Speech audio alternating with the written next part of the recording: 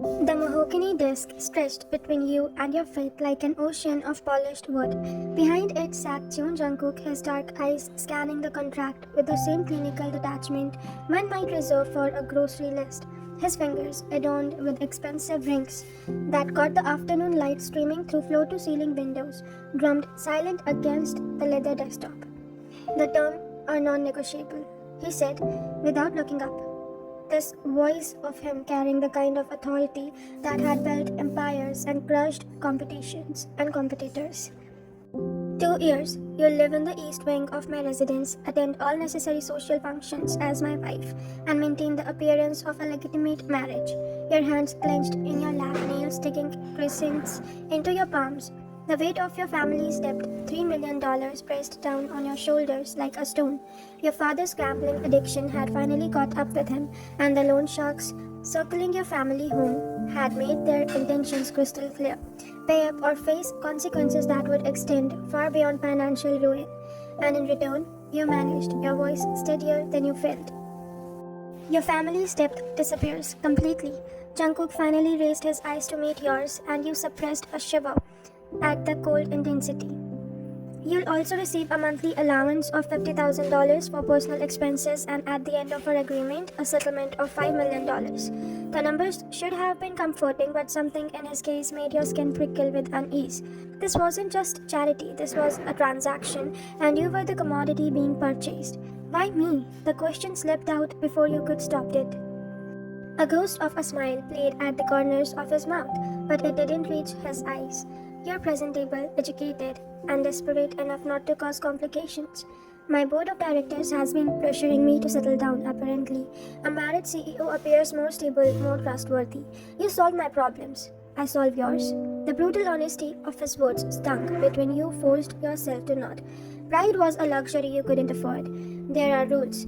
He continued, sliding a second document across the desk. No romantic entanglements with others during our agreements. No media interviews without my approval, no access to my private office or certain areas of the residence, and absolutely no emotional complications. The last rule hung in the air between you like a warning. Your fingers trembled slightly as you picked up the gold pen he offered. The metal was warm from his touch, and for a moment you hesitated. Once you signed this, your life would no longer be your own. Miss Ryan, Jungkook's voice cut through the hesitation, softer now but no less commanding. Your family's creditors are expecting an answer by tonight. The reminder of your father's swollen face and your mother's tears were enough to steady your hand. You signed your name with careful strokes, sealing your fate. Jungkook took the contract, his fingers brushing yours briefly. The contract was electric, unexpected, and you pulled your hand back as if it burned. Welcome to the fine family, Mrs. Jeon, he said, and there was something in his tone, satisfaction, perhaps, or position, that made you wonder what exactly you had just agreed to. The Jeon estate was a monument to wealth and power, sprawling across manicured grounds that seemed to stretch endlessly into the soul's skyline. Your new home, if you could call it that, was more than museum than residence, filled with priceless art and furniture that probably cost more than the most people's houses. The East Wing, your designated domain, was spacious enough to house a small family. Your bedroom alone was larger than your childhood home, decorated in soft neutrals that felt both luxurious and impersonal. It was beautiful, comfortable, and utterly devoid of warmth. Mrs. June, a soft voice interrupted your exploration. You turned to find a middle-aged woman in an immaculate uniform standing in the doorway. I'm Miss Park, the head housekeeper. Mr. June asked me to ensure you have everything you need. The title Mrs. June still sounded foreign to your ears. 3 days ago you had been Ryan, Lee Ryan, struggling college graduated with dreams of independence. Now you were someone else entirely. A role you had yet to learn how to play. Thank you, Mrs. Park. Everything is lovely. She smiled warmly, the first genuine kindness he had encountered since arriving. Mr. June has left a schedule for you on the desk, along with the contract information for a stylist and personal shopper. Your first public appearance together is tomorrow evening, a charity gala. After she left, you found the schedule written in Jungkook's precise handwriting. Every hour was accounted for. Stylist appointments, etiquette refresher with a specialist briefing on Cheon Corporation's charitable invitations. and initiatives, and a photography session for what the notes described as natural couple photos for social media. Natural. The irony wasn't lost on you. The next 24 hours passed in blur of preparation. Mr. June has exquisite taste, Sona murmured as she adjusted the necklace. He selected this personally.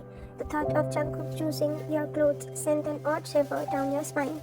You had barely seen him since signing the contract, catching only a glimpse of him leaving for work in the morning or returning late at night. He was a shadow in your peripheral vision, present but unreachable. That evening, you stood before the full-length mirror in your bedroom, barely recognizing the woman staring back. The dress felt like it had been made for you, the sapphire necklace at your throat, catching the light with each breath.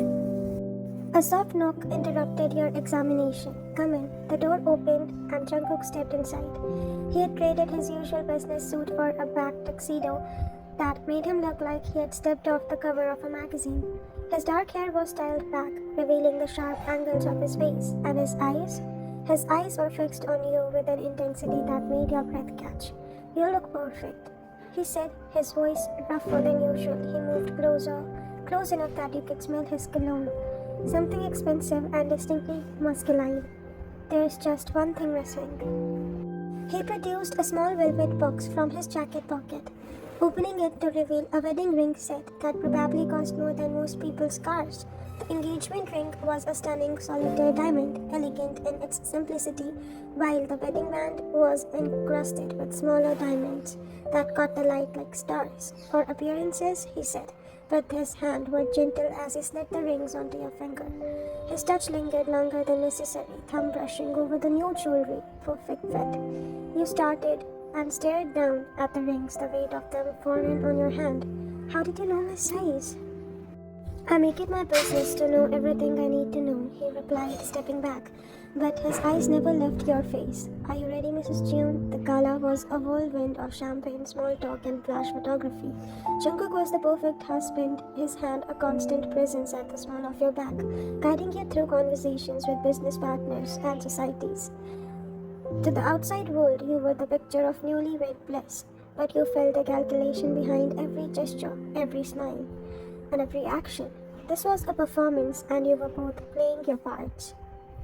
You're a natural, he murmured in your ear during a quiet moment, his breath warm against your skin. No one would guess this is an agreement, an arrangement. Is that a compliment? You asked, accepting another glass of champagne from a passing waiter. An observation. His hand tightened slightly on your waist as a photographer approached. Immediately, his expressions shifted to one of devoted affections, and you found yourself marveling at how easily he could transform. The camera flashed, capturing what would undoubtedly become another candid moment for the society pages. Later that night, as you removed your expensive jewelry and hung up the designer gown, you caught yourself wondering which version of Jungkook was real. The cool businessman who had purchased your compliance, or the attentive husband who had made sure you never had an empty glass or felt lost in conversation. Perhaps you thought as you settled into your too large bed, that was the most dangerous question of all. 3 weeks into your arrangement, you had settled into a routine that felt almost normal. Mornings belonged to you, coffee in the sunroom, reading in the extensive library, or walk through the meticulous maintained gardens. Afternoons were for the obligations that came with being Mrs. June, charity, luncheons, shopping trips that were more about being photographed than actual purchasing and meeting with the various specialists Jungkook employed to perfect your image.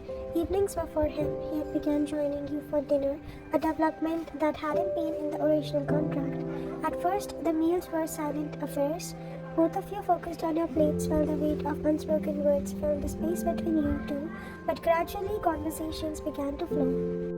You learned that he preferred whiskey to wine, that he had built his first company at 22, and that he had an encyclopedic knowledge of classical music despite his preferences for the artist his younger brother recommended. He discovered that you had studied literature, that you could speak 3 languages, and that you had opinions about his business practices that were both insightful and occasionally critical.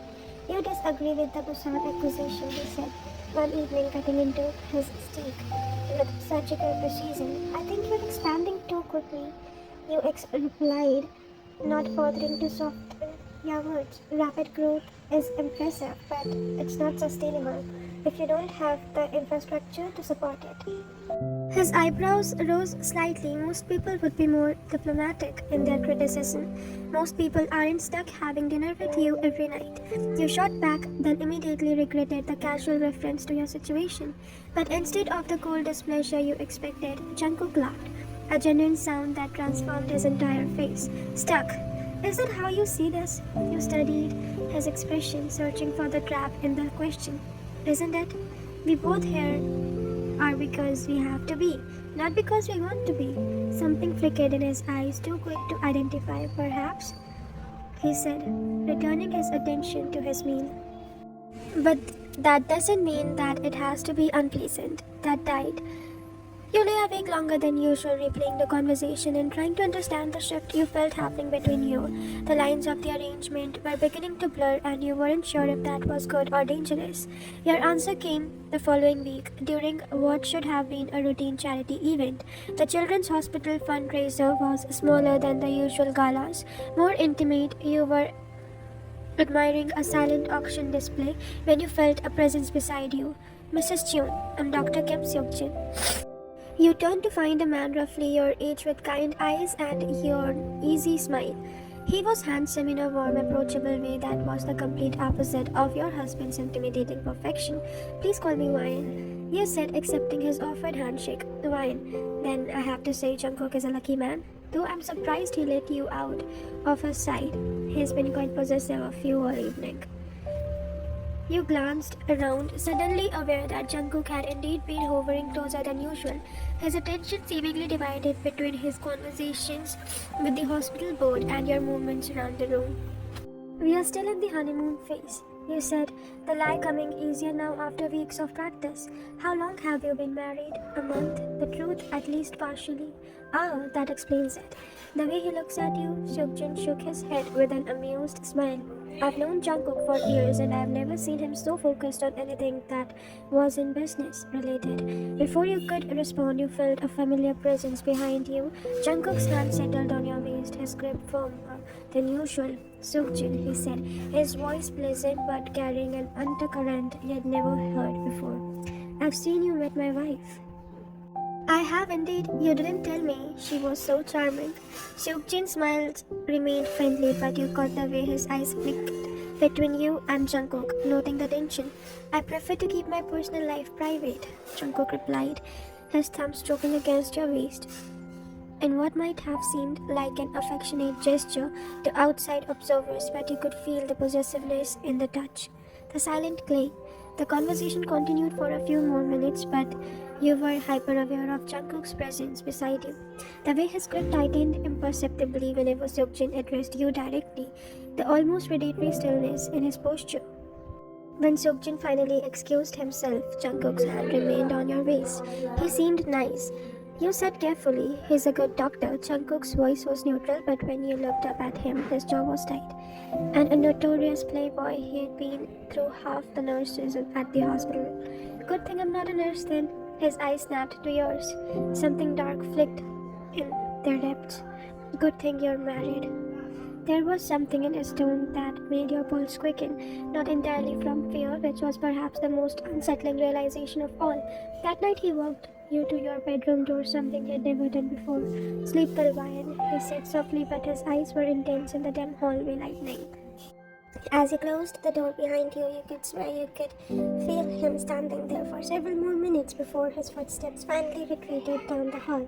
You were beginning to understand that your arrangement was becoming something else entirely, something that wasn't covered in any contract. And the most frightening part of that, you weren't sure you wanted it to stop. The flowers arrived on Tuesday morning, 3 dozen white roses arranged in a crystal vase that probably cost more than your monthly allowance. The card was simple, thank you for your last night.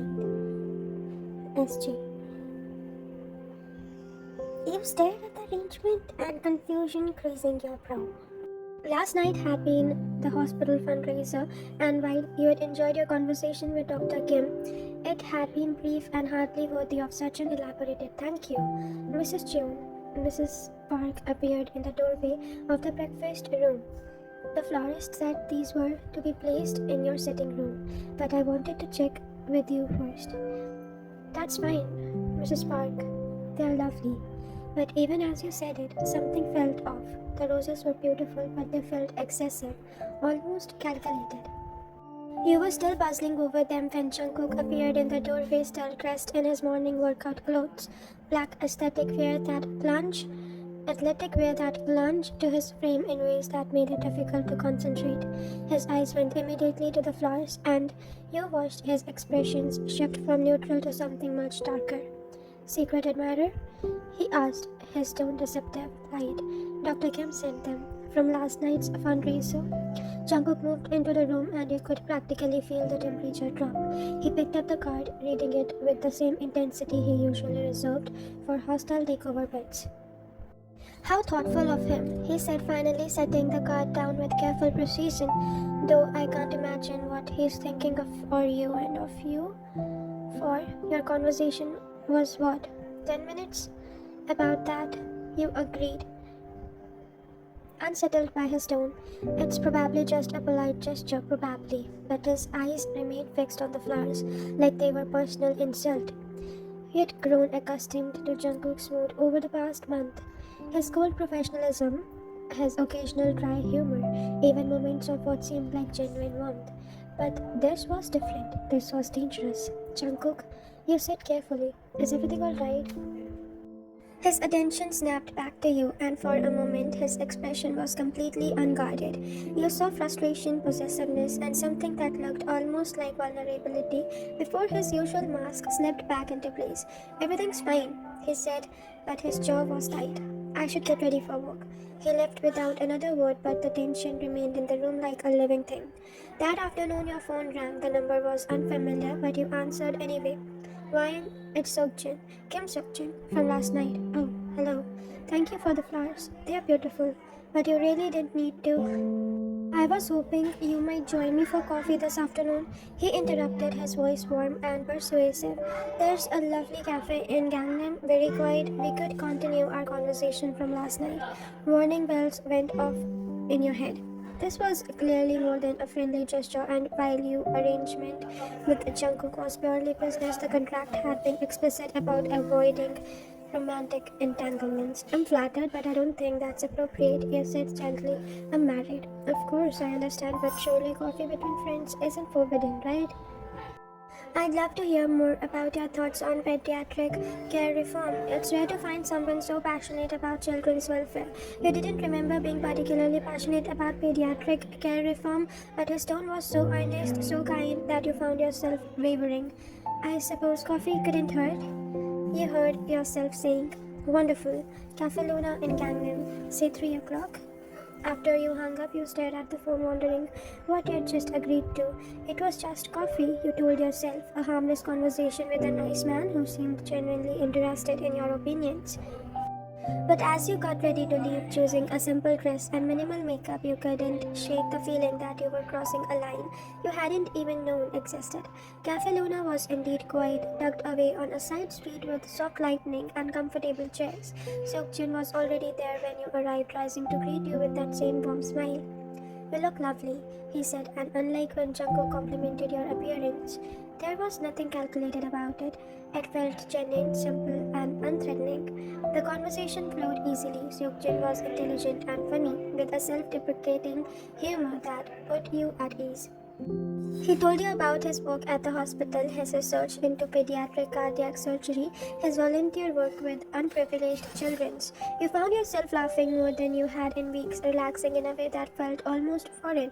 So, he said as you finished your second cup of coffee, what's like being married to the most powerful man in Seoul? The question caught you off guard. It's an adjustment, I imagine so. Jungkook and I went to university together, you know. He was intense even then, but marriage seemed to have. He paused, studying your face. Well, let's just say he watches you like you might disappear at any moment. He crept up your neck. He's protective. Is that what we are calling it? Seokjin's smile was knowing but not unkind. Ryan, I hope you don't mind me saying this, but you seem lonely. The observation hit closer to home. than you had expected? I'm fine. Are you? Because if you ever need someone to talk to, someone who understands what it's like to live in Jungkook's world, he reached across the table, his fingers pushing yours. I'm here.